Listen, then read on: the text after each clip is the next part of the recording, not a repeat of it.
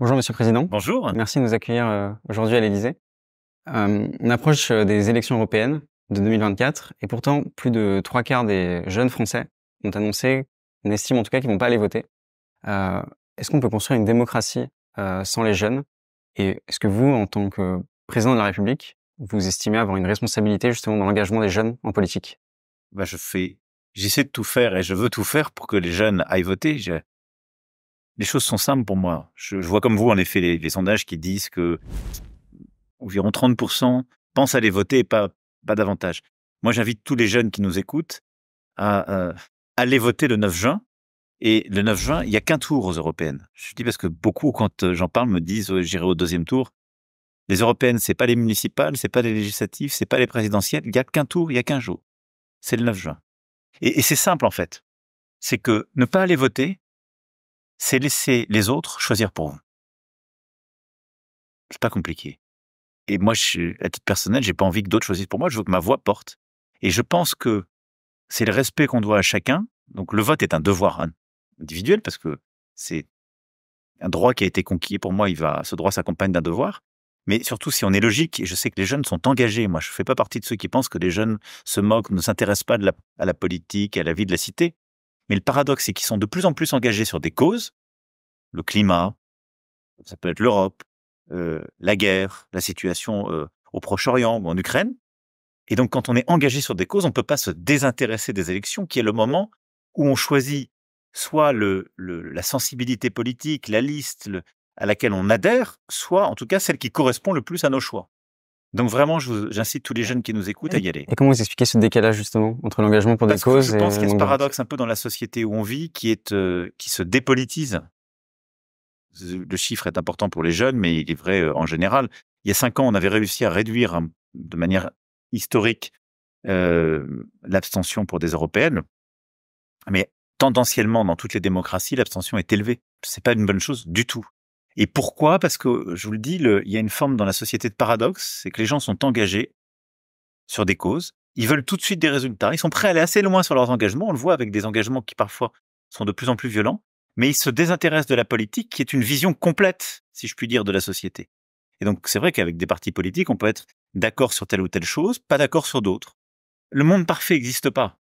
Moi, j'ai fondé un parti politique il y a 8 ans maintenant, parce que justement, je ne me retrouvais pas dans l'offre politique. Donc, chacun aussi peut participer à la vie politique. Moi, je faisais pas de politique avant. J'en ai fait pour porter mes idées et elles m'ont amené jusqu'ici. Je crois que quand on s'intéresse à la vie de la cité, à proprement parler, la politique, c'est ce qui permet de le faire. Et donc, je trouve qu'on ne doit pas se satisfaire de ce paradoxe et au contraire convaincre les gens qu'aller voter, c'est important. Moi, je cite toujours un exemple. C'est ce qui s'est passé en 2016 en Grande-Bretagne. Le Brexit. Il y a eu beaucoup de mensonges, de fausses informations, de fausses promesses, mais une bonne partie des Britanniques sont allés voter et ont décidé de quitter l'Union européenne. Les jeunes se sont massivement abstenus. Et tous les sondages montraient que les jeunes, eux, voulaient rester. Les jeunes seraient allés voter, ils seraient restés dans l'Europe. Et ce qui est fou, c'est qu'en fait, les jeunes Britanniques ont délégué en quelque sorte leur avenir à des gens qui pensaient différemment d'eux et qui vivraient beaucoup moins qu'eux les conséquences, par définition. C'est absurde. Et j'ai un autre très bon contre-exemple, c'est ce qui s'est passé il y a quelques mois en Pologne. En Pologne, tout le monde disait que l'extrême droite allait gagner à nouveau, le PiS. Il y a eu une mobilisation inédite des jeunes. Il y a eu un niveau de participation aux élections polonaises qui n'avait jamais été atteint depuis que la Pologne avait recouvré son indépendance après la chute du mur. Ils ont fait passer des partis démocratiques et pro-européens. Il y a une alliance entre, je dirais, la droite et la gauche, si on parlait dans les termes, mais qui sont des partis européens. Ils ont réussi à mettre par la participation des jeunes. Donc vous pouvez changer le cours d'une élection si vous allez voter. Avec mon équipe, on vous a suivi très récemment lors de votre visite d'État en Allemagne. Il y a une séquence qui nous a particulièrement marqué, c'est votre discours à Dresde. En attaquant l'Ukraine, la Russie a décidé de menacer la sécurité de notre continent tout entier. Quelle paix, quelle sécurité! En Allemagne, en France, en Pologne, en Lituanie, en Roumanie, si la loi du plus fort prévaut en Ukraine. Quelle paix, quelle sécurité, si la charte des Nations Unies est foulée aux pieds à quelques centaines de kilomètres d'ici. Aucune. Européens, depuis le premier jour, nous avons décidé des sanctions contre la Russie. pour empêcher son effort de guerre. Européens, dès les premiers jours, nous avons décidé de soutenir l'Ukraine. Et ensemble, en Européens, aujourd'hui et demain, nous continuerons aussi longtemps et autant qu'il le faudra pour aider l'Ukraine à se défendre, à protéger son sol et à défendre notre sécurité.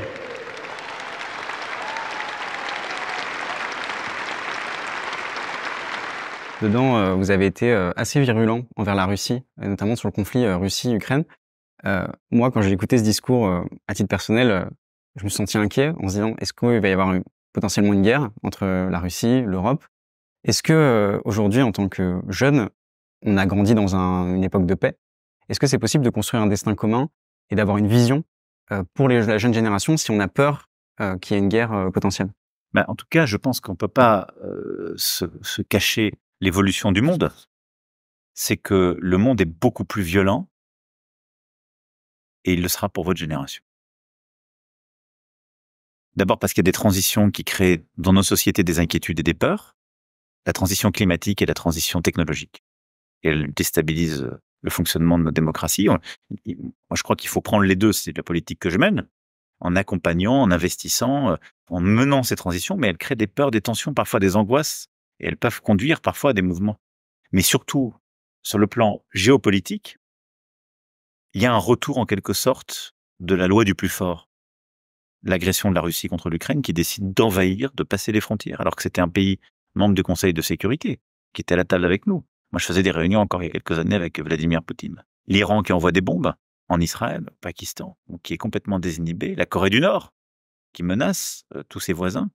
Et ces trois-là fonctionnent ensemble aujourd'hui. Ils cèdent. Ils sont alliés? De fait, la Corée du Nord et l'Iran équipent la Russie dans sa guerre d'agression. De fait, la Russie aide aussi les deux autres. Donc oui, il y a une alliance de fait. Et ça, c'est sur le plan géopolitique, militaire, si je puis dire. Et à côté de ça, vous voyez une tension diplomatique entre la Chine et les États-Unis et une tension économique pour nous. Donc je crois, c'est tout le sens du discours que je porte, moi je suis pour la paix et la stabilité, c'est ce que la France a toujours porté. Mais vouloir et défendre la paix en ce moment, c'est surtout ne pas être naïf. Et donc il faut qu'on se donne les moyens de protéger notre paix européenne. Et donc d'éviter que cette loi du plus fort ne rentre en Europe. Elle y est rentrée par l'Ukraine, il ne faut pas que ça aille plus loin, et il faut maintenant négocier cette paix. Donc je suis honnête avec vous, je pense qu'on a des défis inédits. Et l'accumulation de ces défis, c'est ce qui fait que j'ai pu dire à la Sorbonne ou à Dresde, l'Europe peut mourir. Parce que si l'Europe est naïve, si l'Europe elle ne fait pas ce qu'il faut pour se protéger et se défendre, si elle ne fait pas ce qu'il faut pour investir dans son nouveau modèle de croissance, elle se fera balayer. Justement, à Dresde, vous avez dit « réveillez-vous ». Et partout dans nos démocraties, ces idées prospèrent, poussées par les extrêmes et en particulier l'extrême droite. Ce vent mauvais souffle en Europe, c'est une réalité. Alors réveillons-nous. Est-ce que c'est la démocratie en Europe, en France, qui a endormi le peuple? Non, je pense qu'on s'est collectivement habitué. J'ai dit réveillez-vous parce qu'il y a quelque chose d'étrange dans cette élection européenne telle qu'elle se passe en France, mais un peu partout en Europe. C'est qu'on a le sentiment que d'abord, c'est pas important. Quand je vois les taux d'abstention, etc. Or, il n'y a jamais eu une élection européenne aussi importante que celle-ci. Parce qu'il y a la guerre en Europe, parce qu'il y a le changement climatique, parce qu'il y a l'intelligence artificielle, parce qu'il y a ce nouveau modèle de croissance à faire et de prospérité. Parce que aussi notre démocratie est menacée par les extrêmes qui montent. Puis la deuxième chose, c'est que on a l'impression que les gens s'habituent aux extrêmes. Et disent, c'est pas si grave. On va se lâcher, on va leur envoyer un coup en disant on n'est pas content, on va voter aux extrêmes. Mais si les extrêmes gagnent, c'est plus la même Europe. Et ça, les gens ne le réalisent pas. Quand je dis réveillez-vous, c'est ça. Si les extrêmes gagnent partout dans les grands pays européens, l'Europe qui a protégé face au Covid, fini, ils étaient contre. Vous parlez de quels extrêmes exactement? L'extrême droite. C'est les extrêmes droites qui sont en tête dans beaucoup de pays européens. Et donc, l'extrême droite, soyons clairs, imaginons l'extrême droite au pouvoir en Europe ces dernières années. Pas de vaccin face au Covid, il y avait la chloroquine. Vaccin russe, s'il en fallait un, puisque c'est celui qu'ils avaient. Ils voulaient tous promouvoir. Pas de fermeture des frontières et de protection dans cette période, en tout cas de protection des habitants. Pas de plan de relance, ils ont tous voté contre. Donc on aurait laissé l'économie s'effondrer. Face à l'immigration, la coopération européenne qu'on prône, parce que, nous Français, les clandestins arrivent par l'Espagne, par l'Italie, par la Belgique, en tout cas par tous les autres pays, elle n'arrive pas directement en Europe. Et donc, si on veut mieux maîtriser l'immigration et lutter contre l'immigration illégale, on doit coopérer avec ces pays. Si l'extrême droite arrive partout en Europe, plus de coopération. Et donc, ça devient une forme, là aussi, d'état de nature. On renvoie les bateaux l'un chez l'autre. C'est à la fois inhumain et inefficace. Si les extrêmes droites montent, toutes ces protections tombent. Et derrière, la PAC, ils ont voté contre. Donc, la politique agricole commune. D'abord, on parle d'Europe, on parle d'agriculteurs. À aucun moment, vous ne parlez de la PAC, qui permet à nos agriculteurs de vivre. C'est entre 20 000 et 40 000 euros en moyenne par exploitation. Je comprends, vous avez voté contre la PAC. Pas du tout. Je l'ai voté, monsieur. Vous avez voté contre le budget. Donc vous voyez, il faut se représenter ce qu'aurait été l'Europe des dernières années, qui a quand même permis de protéger et de résister face à la pandémie, de vacciner, de mieux répondre à nos défis. Et on s'est battu pour. Ça aurait été l'inverse. Et donc, quand je dis réveillez-vous, c'est face à tous ces risques, on a besoin d'une Europe encore plus ambitieuse. On a besoin d'une Europe qui se protège beaucoup plus, qui réussit à devenir une vraie Europe de la défense géostratégique, qui, pour elle-même et par elle-même, pense sa sécurité. On a besoin d'une Europe qui va aller encore plus loin sur la croissance, qui a besoin d'investir plus sur le changement climatique et l'intelligence artificielle. Et on a besoin d'une Europe qui contrôle ses réseaux sociaux. Tous ces défis-là, si l'extrême droite gagne en Europe, on ne peut pas les relever. Comment justement mobiliser les gens? Justement, vous dites réveillez-vous. Moi, je pense que si aujourd'hui on est dans le régime actuel tel qu'on est, les gens peut-être comprennent pas suffisamment l'enjeu des élections européennes, c'est-à-dire le d'aller but voter. de la démocratie, moi je le crois, c'est de pouvoir former conviction sur la base d'arguments et dans la contradiction. C'est ce que je fais. Et on explique pourquoi et on essaie d'avancer, de convaincre. Et je pense que aujourd'hui, il y a trop répandu ce sentiment que, au fond, c'est pas grave. Et le sentiment qu'on peut exprimer des émotions négatives à peu de frais. Je pense que c'est une énorme erreur. Parce que le danger est trop grand. Mais le danger est énorme. Le danger est énorme parce que c'est le moment où tout se joue et on est plus fort ensemble. C'est pas compliqué. Quand vous êtes à un moment où la loi du plus fort reprend, est-ce que vous pensez que vous le défendez mieux en étant strictement français ou en étant français européen? Moi, j'ai une réponse simple. En étant français européen. Parce qu'on est plus fort ensemble. Et est-ce qu'aujourd'hui, l'Europe, c'est le couple franco-allemand, le moteur de l'Europe? C'est un des moteurs de l'Europe, c'est, je pense, le plus structurant, c'est vrai depuis toujours. Alors après, moi, j'ai fait très attention toujours à associer aussi les autres pays. Il y a une chose qui est simple, si la France et l'Allemagne ne se mettent pas d'accord, tout est bloqué. Il n'y a jamais eu d'accord, quel qu'il soit, sur un désaccord franco-allemand. Donc le préalable à tout, c'est l'accord franco-allemand. C'est ce qu'on a fait avec la chancelière Merkel pendant le Covid en mai 2020, pardon. On fait un accord franco-allemand pour dire on va aller chercher une dette ensemble. Tout le monde pensait que c'était impossible. Convaincu. Accord franco-allemand. On dit on va émettre de la dette ensemble. On fonce. 2 mois après, on avait un accord européen. On a dû convaincre tous les autres. On a fait un très gros travail. Mais s'il n'y avait pas eu d'accord franco-allemand, il n'y aurait jamais eu d'accord européen. Pareil sur l'Ukraine. Accord franco-allemand sur les sanctions, sur l'accès au statut de candidat à l'Union européenne. C'est un accord franco-allemand. Puis on a convaincu. Donc c'est pas une condition suffisante, mais elle est nécessaire. Et après, moi, dans mon premier mandat, j'ai fait toutes les capitales européennes de l'Europe, ce qui ne s'était jamais fait pour un président. C'est-à-dire que j'ai vraiment fait attention à avoir une relation bilatérale avec chaque pays, quelle que soit sa taille, pour pas me donner le sentiment, parce que c'est pas une réalité dans ma tête, que l'Europe, c'était ou que Bruxelles ou que le couple franco-allemand. Mais le couple franco-allemand, il permet à l'Europe d'avancer. Et justement, pour bien comprendre aussi, pour ceux qui nous écoutent, pour qu'ils comprennent un peu le fonctionnement de l'Europe, vous êtes un chef d'État français, vous discutez avec un chef d'État allemand, avec d'autres chefs d'État européens. Quand on va voter au Parlement européen, les décisions qui vont être prises les plus importantes, c'est au Parlement européen, c'est vous en tant que chef d'État différent des Alors, pays. ça dépend des compétences. Il y a des compétences qui sont dans la main de la Commission européenne, certaines. Pour un exemple, le commerce. Il y a des compétences qui sont dans la main des gouvernements, avec des règles de majorité. La plupart du temps, c'est ce qu'on appelle la majorité qualifiée. Et c'est nos ministres qui représentent selon la nature. Et puis après, il y a des règles à l'unanimité, la politique étrangère et la fiscalité. Et puis après, tous les 2-3 mois, il y a au niveau des chefs un conseil. On peut évoquer tous les sujets d'importance. Et là, c'est le conseil qui prend la décision. Et après, en fonction des textes, quand vous avez un texte législatif européen, il fait ce cheminement des conseils compétents, de la Commission, et il faut qu'il soit voté par le Parlement. Et donc, le Parlement a un rôle important parce que c'est un peu comme notre Assemblée nationale et notre Sénat. Sur les compétences qui sont les siennes, qui sont communautaires, il valide. Et s'il n'est pas d'accord, si vous n'avez pas de majorité au Parlement européen, ou si vous avez une majorité qui est ambiguë, qui ne permet pas d'avancer, il peut bloquer un texte. Voilà. Donc c'est très important parce que si on veut avoir une ambition pour tenir notre sécurité face à la Russie, pour pouvoir mettre en œuvre notre politique climatique, pour pouvoir avoir une vraie politique d'investissement et d'ambition, sur ces 3 choses-là, les extrêmes droites en Europe, elles pensent non. Elles sont contre. Donc si on pense que ces 3 sujets-là, rien que cela, sont importants pour nous, j'en rajouterai un 4e qui est l'état de droit. Si ces 4 sujets-là sont importants pour nous, c'est important de voter pour des partis politiques qui les soutiennent et pas de laisser l'extrême l'emporter. Est-ce que selon vous, on doit créer une armée européenne? Alors, une armée européenne, moi je suis pour une Europe de la défense, des capacités militaires et pour une force d'intervention. On l'a d'ailleurs poussé sous présidence française. Une armée à proprement parler, c'est très compliqué parce qu'on n'a pas les mêmes règles d'engagement. Et on n'a pas exactement les mêmes composantes d'armée. Exemple simple, la France, elle a l'arme nucléaire. On doit la déléguer à l'Union européenne, vous pensez? Non, je l'ai dit, elle doit contribuer à la sécurité, mais avec une règle d'engagement qui est que, par notre Constitution, c'est le président de la République qui en décide, avec une forme aussi une doctrine qui est ciselée, parce que ce qui crée la dissuasion nucléaire, c'est aussi l'ambiguïté qui l'accompagne. Mais donc, beaucoup d'autres n'ont pas cela. Par contre, j'ai dit, dans les intérêts vitaux qu'on défend, il y a une dimension européenne. L'Allemagne, par exemple, n'intervient, ces dernières années, n'est quasiment jamais intervenue dans un conflit quel qu'il soit, hors d'un cadre onusien ou OTAN, et dans des règles très précises. Et quand elle intervient, il faut que ça passe par son Bundestag, donc son Parlement, que ce soit validé. Donc c'est plus lent, c'est des discussions politiques, c'est compliqué, ce qui fait qu'elle ne peut pas faire une opération très rapide. En France, engager l'armée, s'il faut le faire très rapidement, c'est le choix du président. Après, si ça dure, faut que ça aille au Parlement, que ça soit validé.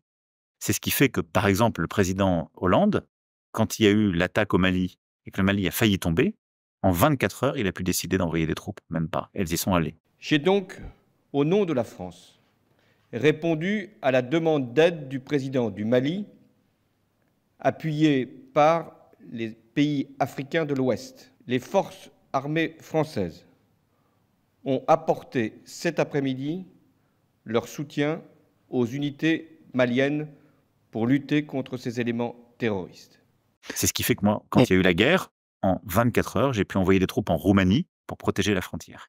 Ça, ces règles d'engagement, ce sont nos différences. Ce qui fait que c'est très dur de créer une armée commune parce que le risque, c'est que nous, par exemple, on perd beaucoup en efficacité.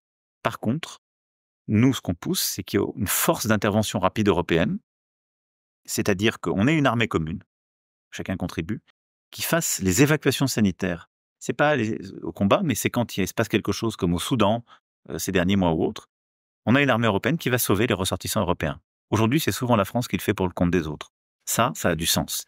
Et après, nous, on est pour créer une culture commune, des opérations communes. C'est un peu ce qu'on a commencé à faire au Sahel et qu'on veut multiplier, où la France, c'est un peu nation cadre, comme on dit. C'est-à-dire, on se met au milieu, on organise parce qu'on est équipé, on a cette culture d'intervention, et on agrège autour des partenaires européens. C'est ça, cette forme-là qu'aurait au fond une armée européenne. Mais vous voyez, c'est plutôt l'addition de nos armées avec nos cultures différentes et notre capacité à travailler ensemble. Pour terminer juste, est-ce qu'il y a aujourd'hui des grandes figures, selon vous? Est-ce que on est dans une époque où il y a encore des figures inspirantes? Ça dépend de ce que vous appelez des figures inspirantes, et après, c'est très dur de les nommer. Mais je pense qu'il y a encore des figures inspirantes, et on en verra dès la semaine prochaine quelques-unes avec nos vétérans. Je pense que ceux qui ont fait le débarquement sur les plages il y a 80 ans, c'est quand même des gens extraordinairement inspirants.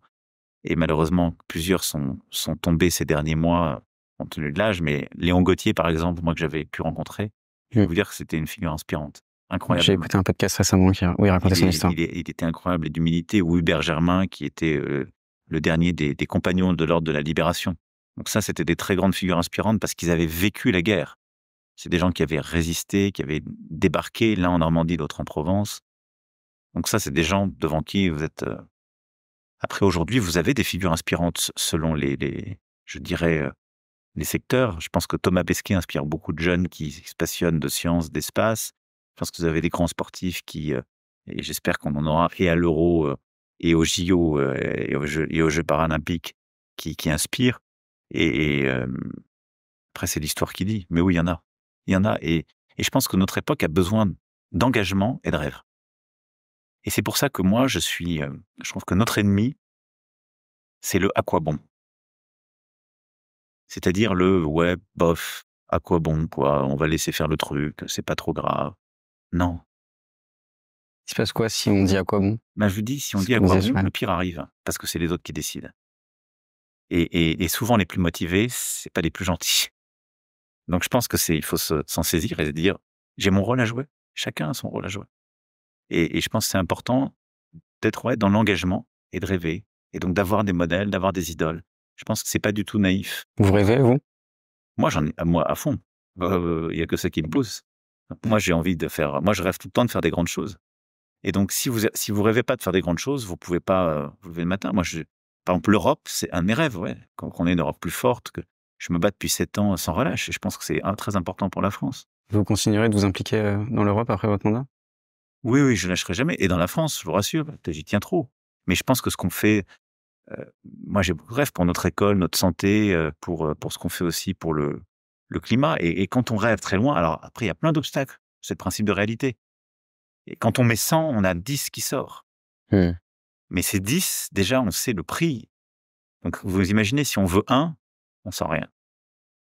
Donc, oui, je pense que il faut de la volonté, de l'engagement. Et moi, je suis optimiste, parce que je voudrais pas vous donner le sentiment comme on a parlé de guerre, etc. Je comprends que ça pèse. C'est pas nous qui avons choisi le monde dans lequel on vit. Moi, je suis optimiste parce que je pense que si on y met l'énergie, on a tout pour réussir. Nous, Français et nous, Européens. Et donc, je suis optimiste, mais pour ça, il faut que tous les gens de bonne volonté, me disait Jules Romain, s'engagent et y aillent. Chacun avec leur sensibilité. Mais voilà, on avance. Merci beaucoup, Monsieur le Président. Merci à vous. Et merci d'être venu en Allemagne. C'était un plaisir. Merci à tous d'avoir regardé cette vidéo, j'espère qu'elle vous a plu. En tout cas pour nous, c'était une première d'interroger le président de la République. On est très fiers de l'avoir fait sur un média digital comme le nôtre. On va continuer d'investir le débat et de vous proposer des émissions inédites avec pas toujours des politiques mais aussi des citoyens de tous les jours parce que c'est aussi important que n'importe qui puisse venir débattre. Et ça fait plaisir surtout de voir que les médias digitaux ont autant d'importance aujourd'hui que les médias traditionnels et donc surtout pour l'avenir des médias, ça fait très plaisir de constater ça. Europe, jeunesse, démocratie. En 20 minutes, on n'a pas eu l'occasion de traiter tous les sujets, mais ceux-là, emparez-vous-en, c'est important pour faire vivre la vie démocratique. En tout cas, pour ceux qui nous découvrent, sachez que tous les jours, on souhaite réunir la société et créer du débat. Donc abonnez-vous pour ne rien louper. Et enfin, si cette interview d'un président de la République vous a plu, sachez qu'on l'a aussi déjà fait avec un ancien président, François Hollande. Vous pouvez retrouver la vidéo en description et juste là.